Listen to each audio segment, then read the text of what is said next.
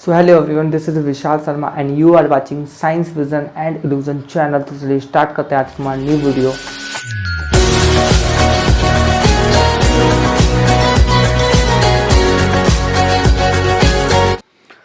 अब हम स्टार्ट करने वाले क्लास 8 का एक न्यू चैप्टर जिसका नेम है फोर्स एंड प्रेशर। फोर्स क्या होता है और प्रेशर क्या होता है। हालांकि इन सब चीज़ों के आप बहुत ही ज़्यादा मतलब जानते होंगे। मैं ये कहना चाहूँगा कि आपने पिछली क्लासेस में इनके बारे में पढ़ भी रखा होगा और आप अपनी डेली लाइफ की एक्टिविटी में इनको देखते भी आते होंगे, इनका यूज़ भी करते होंगे, ठीक है, इनके एप्लीकेशन को यूज़ करते होंगे, बट आप लिख नहीं पाते हैं या फिर अभी आपने अगर नहीं पढ़ा होगा तो आपको थोड़ा कन्फ्यूज़न होगा कि आखिर इनको डिफाइन कैसे करना है इन वर्ड। आप अपनी कॉपी में इन सारी चीज़ों को कैसे डिफाइन कर सकते हैं। तो चलिए हम इनके ही बात करने वाले हैं और हम इस चैप्टर को स्टार्ट करते हैं आज से। ओके, तो we perform a lot of activities. हम लोग डेली में अपनी डेली लाइफ में, मैं कह रहा हूँ ना, फोर्स एंड प्रेशर एक ऐसा चैप्टर है, यही चैप्टर नहीं, इस साइंस में जितने भी चैप्टर हैं या जितने भी सब्जेक्ट में जितने भी चैप्टर हैं, संस्कृत को छोड़ के, संस्कृत की मैं बात नहीं करता क्योंकि संस्कृत देखिए संस्कृत का क्या है, इनका यूज़ पहले टाइम में होता था, जितने भी चीज़ें हैं पहले बनी हुई थी उनका भी यूज़ है, हालांकि उनका भी बहुत ही ज़्यादा इंपॉर्टेंस है, बट अभी जितने भी चैप्टर आप साइंस और मैथ में पढ़ रहे हैं इनका डेली लाइफ में यूज़ आपका अभी भी चलता, कंटिन्यूसली चलता चला जा रहा है, ठीक है। तो फोर्स देखिए, we perform a lot of activities. हम लोग क्या करते हैं, लॉट ऑफ एक्टिविटी को परफॉर्म करते हैं ड्यूरिंग अ डे। ओके, जैसे प्लेइंग हो गया, पुलिंग हो गया, पैडलिंग अ साइकिल हो गया, किकिंग हो गया, बॉल को किक करना हो गया during a day. All the activity which involve the movement of people और थिंग रिक्वायर फोर्स। देखिए फर्स्ट ऑफ ऑल तो यहाँ पे मूवमेंट आ रहा है, मूवमेंट जो कि खुद एक साइंस का टॉपिक है, बहुत ही ज़्यादा इंपॉर्टेंट टॉपिक है मूवमेंट। और हमको ये पता होना चाहिए मूवमेंट कब होगी, जब क्या है, फोर्स की रिक्वायरमेंट तो होगी ना। अगर आपको किसी बॉल को क्या करना है, बॉल क्या है एक जगह रखी हुई है, तो आपको उसको चलाने के लिए क्या लगाना पड़ेगा, उसको चलाने के लिए आपको कुछ ना कुछ फोर्स देना होगा, तभी तो वो मूवमेंट में आएगी, ठीक है। और कोई चीज़ अगर मूवमेंट में बहुत तेज से घूम रही है तो उसको रोकने के लिए भी आपको फोर्स की जरूरत पड़ेगी। यानी कि हम लोग जो डेली एक्टिविटीज कर रहे हैं, जैसे हमने बॉल को किक किया, तो बॉल को किक किया, क्या बॉल सामने से आ रही, मान लीजिए फुटबॉल सामने से आ रही है और आपने उसने पैरों से किक किया, तो जब आप फुटबॉल सामने से आ रही तो उसका खुद का कुछ वो मूवमेंट में लेके आ रही। मूवमेंट मतलब उसके पास खुद की कुछ एनर्जी होगी, समझ पा रहे हैं, थोड़ी बहुत मेरी बात को समझ पा रहे हैं। जब काफ़ी दूर से बॉल आती है और जब आप उसको ऐसे रोकते हो तो आपके हाथ में भी लग जाती है, क्योंकि उसके पास क्या होती है, ऑलरेडी आप क्या होता है, वो चल के आ रही ना, वो क्या हो रही है, वो मूवमेंट में थी, आपने उसको रोक लिया, उसकी सारी एनर्जी को जीरो कर दिया, तो आपको कुछ ना कुछ फोर्स तो लगाना पड़ेगा। सोच लीजिए एक बहुत बड़ा पत्थर आ रहा है, आप उसको रोकने के लिए ट्राई कर रहे हो, तो आप क्या रोक पाओगे, नहीं रोक पाओगे, क्योंकि उसका फोर्स ज़्यादा लग रहा है, आपके फोर्स से ज़्यादा वो आपको गिरा देगा। लेकिन वहीं आगे एक छोटी सी बॉल होती तो आप उसको कैच कर लेते हो, क्योंकि आपका फोर्स ज़्यादा है। तो आप कुछ चीज़ें समझ पा रहे हैं। तो चलिए अब समझते हैं कि क्या होता है फोर्स। तो चलिए अब फोर्स के बारे में समझते हैं। Force is defined as a push or pull that cause some kind movement in an object। देखिए फोर्स क्या करता है, force is defined as push और पुल। देखिए फोर्स क्या होता है, जब आप किसी को खींच रहे हो, देखिए सिंपल समझिए, अभी इस थ्योरी पे मत जाइएगा, अभी आप सिंपल समझिए। जब आप किसी पर्सन को पकड़ के खींचते हो, ठीक है, खींचते हो या उसको धक्का मारते हो, धक्का मारते हो तो पुश करते हो और खींचते हो तो पुल करते हो। तो जब आप किसी पर्सन को खींचते हो या उसको धक्का मारते हो तो क्या करते हो, पुल करते हो या पुश करते हो, तो आप क्या करते हो, फोर्स को जनरेट करते हो। अगर आप फोर्स नहीं लगाओगे तो आप उसको पुल कैसे करोगे, पुल नहीं करोगे। और अगर आप फोर्स नहीं लगाओगे तो आप उसको पुल कैसे, पुश कैसे करोगे, पुश भी नहीं करोगे। तो पुश या पुल करने के लिए हमको क्या करना पड़ता है, फोर्स की जरूरत होती है। अब देखिए तो वही चीज उसने वही सिंपल वर्ड में डिफाइन कर दिया है, ठीक है। तो force is defined as push और पुल, जो कि क्या करता है, that cause some kind of movement. और ये क्या करता है, कुछ तरह की मूवमेंट को भी शो करने लगता है, some kind of movement in an object, ठीक है। डेट कॉज, जिसके कारण जो कुछ क्या होता है कि ऑब्जेक्ट में मूवमेंट होने लगता है। अब आप नॉर्मल देखिए, आप एक फुटबॉल के मैदान में खड़े हुए हैं, ओके, आप फुटबॉल के मैदान में खड़े हुए हैं, जब आप बॉल क्या हुई, रेस्टिंग, मतलब रेस्टिंग क्या मतलब, वो चल नहीं रही है, अपने आराम से वहीं पे अपनी स्टेट पे बैठी हुई है। अब आप उसमें आके बॉल को किक कर देते हो। जब आप बॉल को किक कर देते हो तो आप उसको क्या करते हो, जो उसकी रेस्टिंग स्टेट है उससे क्या होता है, आप उसको मूवमेंट स्टेज में ला देते हो, ठीक है। तो मैंने इसका एग्जांपल ऑलरेडी आपको करके बता दिया था पहले भी कि अगर आप कोई बॉल, कोई आपकी फ्रेंड ने कोई ऐसे करके बॉल फेंक के दी है आपको और आप उसको ऐसे कैच कर लेते हो तो क्या होता है, वो क्या होता है कि मूवमेंट में आ रही है, आपने उसको एकदम से रोक दिया है। तो फोर्स क्या कर देता है, पहली चीज तो क्या किसी ऑब्जेक्ट को मूवमेंट में ला सकता है, या किसी रेस्टिंग स्टेज वाली जो ऑब्जेक्ट है उसको मूवमेंट में ला सकता है, या मूवमेंट वाली ऑब्जेक्ट को रेस्टिंग स्टेज में ला सकता है। दूसरी चीज क्या कर सकता है, शेप को चेंज कर सकता है। भाई आप अगर आपका फोर्स ज्यादा है, अगर आप एक हथौड़ा लेके जाओ, आप किसी नरम चीज में मार दोगे या किसी कठोर चीज में मार दोगे तो टूट जाएगा। क्यों, आप उसमें फोर्स डाल लो ना। अगर मैं इसको क्या कर दूं, ऐसे करूं, मैं फोर्स ही तो लगा रहा हूं, इसको तोड़ दूं तो टूट जाएगा।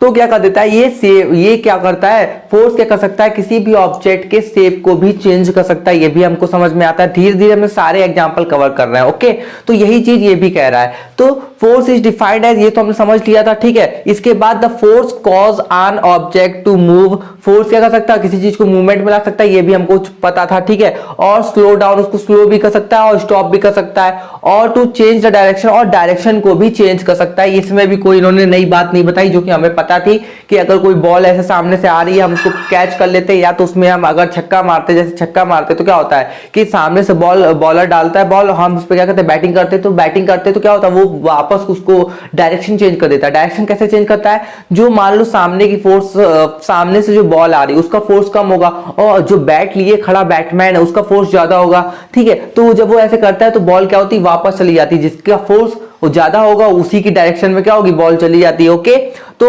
ऑफ द ऑब्जेक्ट मोशन, ठीक है, ये भी चीज हमने समझ ली कि क्या करता है, डायरेक्शन को भी चेंज कर देता है ऑफ द ऑब्जेक्ट मोशन, ठीक है। तो the force is defined as push और पुल, फोर्स को आप पुश और पुल से क्या कर सकते हो, डिफाइन कर सकते हो। ये चीज हमने पढ़ रखी थी, ऊपर भी हमें पता भी थी पहले से। ये क्या करता है, चेंज कर सकता है। क्या चेंज कर सकता है, स्टेट को चेंज कर सकता है, यानी कि यूनिफॉर्म मोशन। अब यूनिफॉर्म मोशन क्या होता है, जैसे आप साइकिल चलाते हो तो आप क्या होता है, कभी कभी आपको कहीं जल्दी पहुंचना हो तो आप क्या करते हो, फिर आप जल्दी जल्दी साइकिल चलाते हो, जल्दी जल्दी वहां, फिर आप बीच में थक जाते हो तो क्या होता है, आपकी साइकिल क्या होती है, एकदम से स्लो डाउन हो जाती है। फिर आपको लगता है कि नहीं मुझे अभी जल्दी पहुंचना, तो मुझे जल्दी जल्दी साइकिल चलाना होगा। फिर आप जल्दी जल्दी करते हो लेकिन फिर भी आप थक जाते हो, फिर से साइकिल धीमी हो जाती है। तो यहाँ पे आप अगर ग्राफ के रूप में रिप्रेजेंट करोगे तो आपका क्या ग्राफ है, कुछ ऐसा करके आएगा। मतलब आपने एकदम से साइकिल तेज की, एकदम से धीमी कर दी, एकदम से तेज की, एकदम से धीमी कर दी। वहीं अगर आप दूध लेने शाम को जा रहे हो तो आप ज्यादातर देखते हो ज्यादा दूर नहीं जाना होता है। अगर आपको उतना ही टाइम, आपके पास प्रॉपरली टाइम है तो बिल्कुल आप आराम से क्या करोगे, सेम स्पीड पे गाड़ी चला के या साइकिल चला से ले जा रहे हो तो उसे कहते हैं यूनिफॉर्म स्पीड। यानी कि यूनिफॉर्म मोशन क्या होता है, जिसमें आप क्या करो, स्पीड को कम ज्यादा नहीं कर, तो ऐसा ग्राफ नहीं आएगा, उसमें बिल्कुल ऐसा ग्राफ आएगा, बिल्कुल मतलब आप आराम से जा रहे हो, यूनिफॉर्म मोशन। तो उसे क्या कहते हैं, यूनिफॉर्म मोशन। ओके, तो देखिए, तो फोर्स क्या कर सकता है, चेंज कर सकता है, स्टेट को, यूनिफॉर्म मोशन को रेस्ट में ला सकता है, रेस्ट को यूनिफॉर्म मोशन में ला सकता है, डायरेक्शन को चेंज कर सकता है, शेप को चेंज कर सकता है। सब कुछ दिया हुआ है, मैंने जितना शॉर्ट करके बता सकता था मैंने बताया कि क्या करता है, डायरेक्शन को चेंज कर सकता है फोर्स शेप को चेंज कर सकता है। किसी चीज को मार के आप उसका शेप भी तो चेंज कर सकते हो। भाई इस मार्कर को तोड़ दूं मैं तो उसका शेप चेंज हो जाएगा। आप आटा मूर्ति हो, जब आटा मारा जाता है ऐसे ऐसे तो उसका भी तो आप देखो कि कोई आप क्ले ले लो, क्ले में जब आप ऐसे दबा दोगे तो उसका शेप चेंज हो जाएगा।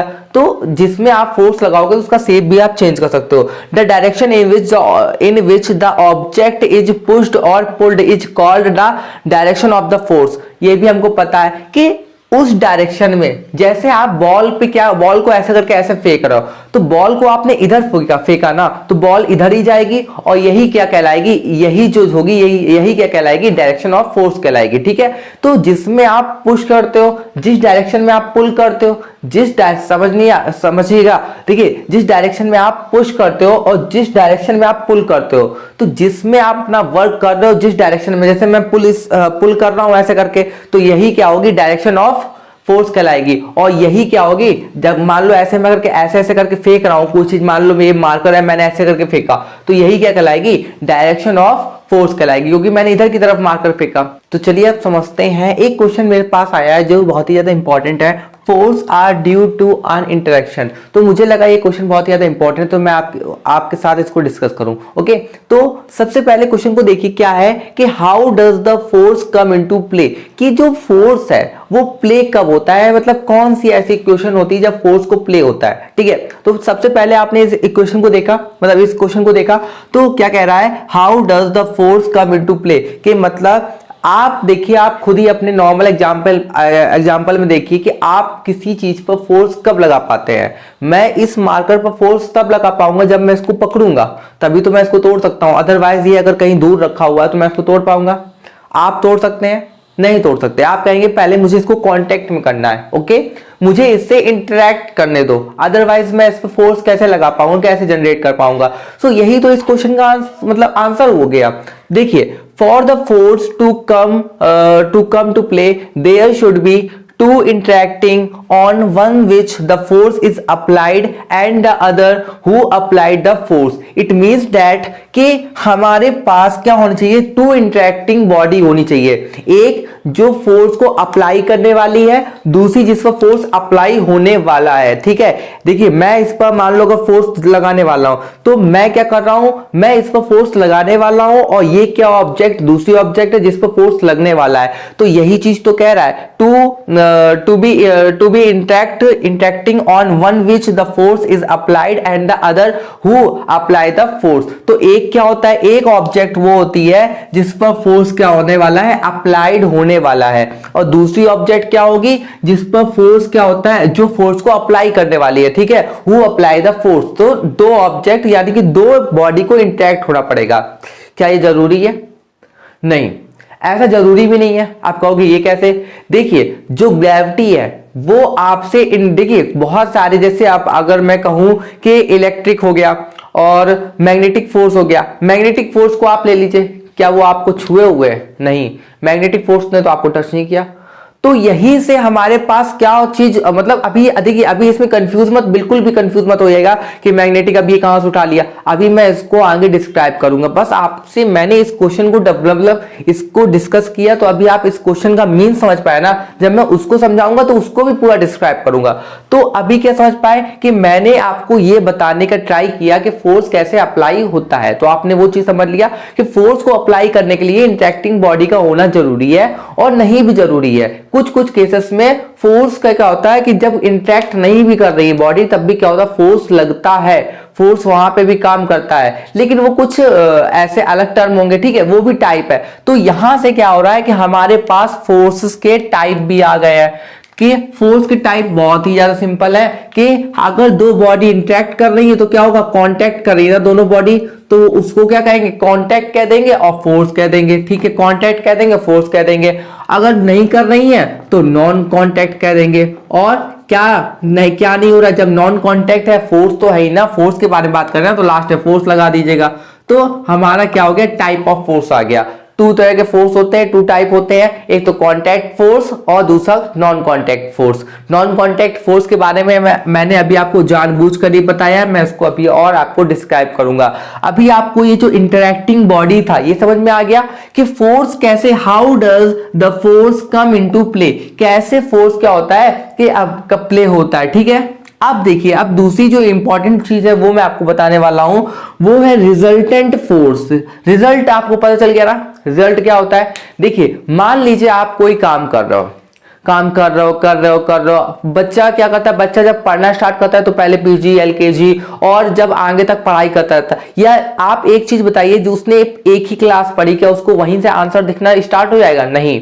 फर्स्ट क्लास पढ़ी, वहीं से आंसर दिखना स्टार्ट हो जाएगा? नहीं। जब वो आगे बहुत टाइम तक, मतलब जब उसके पास नॉलेज हो जाती है तब उसको उसका फायदा मिलता है ना, जब आप पूरा नॉलेज गेन कर लेते हो। ठीक है, ये मैं आपको क्यों बता रहा हूं, मैं आपको बताता हूं कि देखिए, when two force act as the same point, जब दो फोर्स क्या होते हैं, जैसे मैंने मान लीजिए, मैं आपको एक एग्जांपल लेता हूं, ये एक पॉइंट है या ऑब्जेक्ट मान लीजिए, बॉल मान लीजिए। ठीक है, मैं इधर से ए नंबर है जो इसको इधर से ही फोर्स लगा रहा है। ठीक है, इसका जो फोर्स लगा रहा है ये ऐसे खींच, मतलब एक धक्का दे रहा है, ए पॉइंट, तो वो भी इधर ही की तरफ दे रहा है। ठीक है, और बी पॉइंट है वो भी क्या कर रहा है, इधर ही की तरफ दे रहा है। तो बॉल क्या होगी, ये जो बॉल है या ये ऑब्जेक्ट है, ये क्या होगी, तेजी के साथ उधर भाग जाएगी, बहुत तेजी के साथ उधर भागेगी। भागेगी कि नहीं भागेगी। अब मैं एक और काम करता हूं, मैं क्या करता हूं, बी पॉइंट को यहां से हटा देता हूं। हटा दिया। अब क्या कर दिया मैंने, बी पॉइंट को यहां रख दिया और इसको इधर के साथ फोर्स लगा दिया।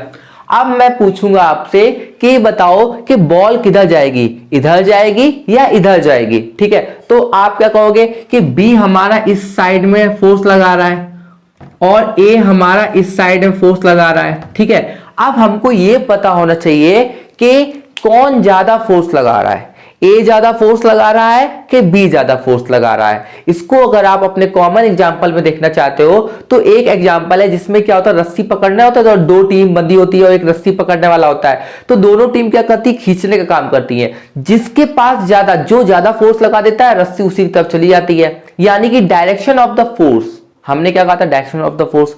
पिछले अभी हम थोड़ी देर पहले क्या समझाया था कि डायरेक्शन ऑफ द फोर्स वो होता है जिस डायरेक्शन में हम लोग फोर्स लगा रहे हैं। मान लो मैंने बॉल ऐसे फेंकी तो वही डायरेक्शन है, ठीक है, जो मैंने ऐसे बॉल फेंकी ना तो वही क्या हो गई, फोर्स की डायरेक्शन हो गई।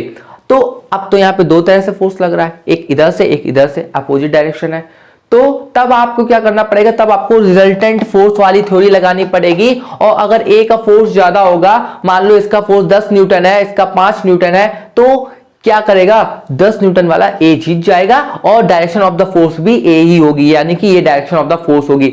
यानी कि जिसके पास ज्यादा ताकत होगी डायरेक्शन ऑफ द फोर्स भी उसी के साथ होगी। मतलब उसी के फोर्स, जैसे वो फोर्स लगा रहा है वैसे वही डायरेक्शन क्या हो जाएगी, डायरेक्शन ऑफ फोर्स हो जाएगी। तो अब देख लेते रिजल्टेंट फोर्स क्या कह रहा है, when two force act as the same point, when two force, देखिए मैं आपको समझा देता हूं, when two force act as same point, okay, in opposite direction. देखिए एक डायरेक्शन ये है, एक डायरेक्शन ये है, अपोजिट है ना बिल्कुल। तो then the resultant force will be equal to the direction, will be equal to the difference of the force. देखिए इसमें क्या कह रहा है कि जो रिजल्टेंट फोर्स है वो क्या हो जाएगा, इक्वल हो जाएगा। किसके इक्वल हो जाएगा, जो रिजल्टेंट मतलब जो हमारे पास आखिरी में आंसर आएगा। जैसे अगर मतलब दो डायरेक्शन से आप लगा रहे हो तो जो रिजल्टेंट फोर्स होगा वो क्या हो जाएगा, इनके और इनके डिफरेंस के इक्वल हो जाएगा। मतलब अंतर, डिफरेंस क्या होता है, माइनस। ठीक है, कि इसने ज्यादा लगाया तो a माइनस बी हो जाएगा। मैं आपको समझाने के लिए बता रहा हूं कि जो रिजल्टेंट फोर्स होगा वो a माइनस बी हो जाएगा। मान लो 10 न्यूटन इसने लगाया और 5 न्यूटन इसने लगाया, न्यूटन से मतलब बताते हैं। ठीक है, तो जैसे किसी चीज की यूनिट होती है ना एरिया की, वैसे यहाँ पे तो इसने मान लो 10 का लगाया, इसने 5 का लगाया, तो भाई कितना आ गया, 5 न्यूटन आ गया। किसने लगाया, ए ने लगाया, तो यही क्या हो जाएगा, रिजल्टेंट फोर्स हो जाएगा। ठीक है, ए ने क्या किया, 5 न्यूटन इधर की तरफ लगा दिया और यही क्या हो गई, डायरेक्शन ऑफ द फोर्स हो गई। ओके, तो यही चीज ये भी कह रहा है कि will be equal to the direction, difference of the force, will be equal to the difference of the force and the direction will be along the greater force, और डायरेक्शन भी उसी की होगी जिसके पास क्या होगा, ज्यादा फोर्स होगा। तो ये बहुत अच्छी तरह समझ में आ गया होगा ये पॉइंट।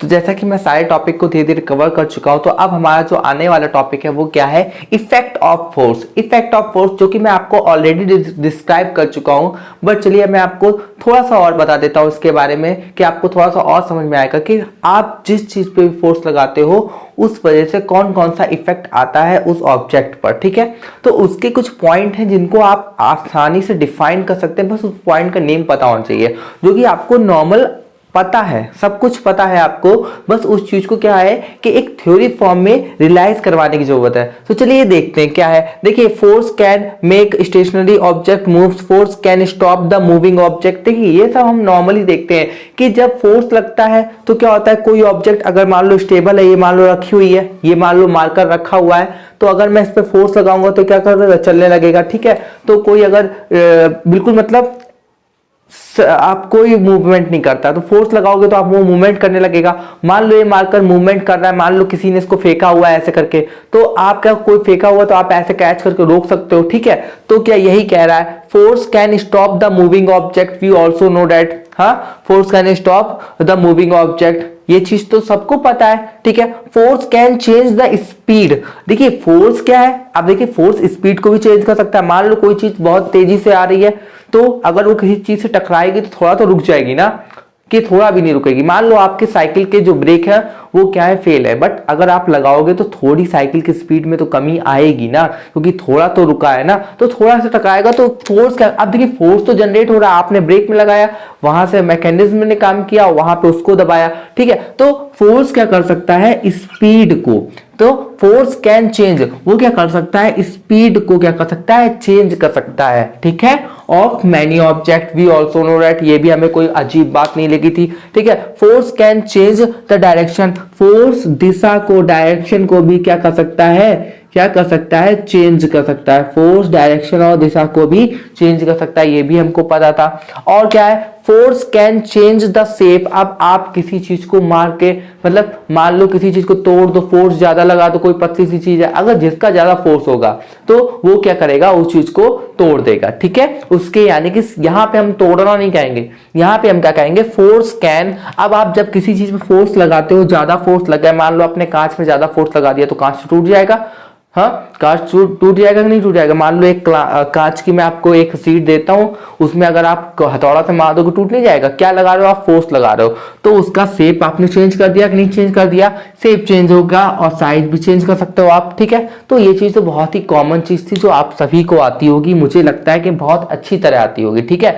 बस एक रियलाइज कराने की जरूरत थी जो कि मैंने आपको करवा दिया है, तो आप देख सकते हो। जिसके बाद जो थोड़ा इंपॉर्टेंट टॉपिक है, एक्चुअली में थोड़ा नहीं बहुत ज्यादा इंपॉर्टेंट टॉपिक है, हाँ, आप आसानी से समझ सकते हो, आपको आसानी से समझ में आ सकता है और फिर आप एग्जाम में अपना आसानी से इस चीज का आंसर लिख सकते हो। वो क्या है, टाइप ऑफ फोर्स, यानी कि फोर्स यानी कि बल, फोर्स क्या होता है, फोर्स यानी कि बल के प्रकार, क्या होते हैं बल के प्रकार। तो देखिए बहुत ही आसानी वाला मैंने आपको ऑलरेडी बता दिया था, contact force and non contact force. Non contact force, contact force से ही नाम से ही हमें क्या कर रहा है, एक आइडिया मिल रहा है कि क्या कहना चाहता है इन लाइनों में। तो कॉन्टैक्ट फोर्स से जैसा आप सोच रहे हो वैसा ही है। Contact force are those force, contact force क्या होते हैं, कॉन्टैक्ट मतलब हमें पता चला ना, फिजिकली जो बॉडी होगी, जो भी दो चीजें होंगी, जो एक जिस पर फोर्स लगने वाला है और एक जिस पर जो फोर्स लगाने वाली है, वो दोनों जो बॉडी होंगी वो क्या होंगी, फिजिकली कनेक्टेड होंगी, ठीक है। तो contact force are those which act only when object मतलब वस्तु आर इन फिजिकली कॉन्टैक्ट, जब वो क्या होंगी, फिजिकली कॉन्टैक्ट होंगी विथ ईच अदर, एक दूसरे से जब वो फिजिकली कॉन्टैक्ट होंगी तो क्या होगा, वो कॉन्टैक्ट फोर्स कराएगा, ठीक है। इसके कुछ फॉलोइंग टाइप है जिसके बारे में अभी मैं डिस्क्राइब कर रहा हूं।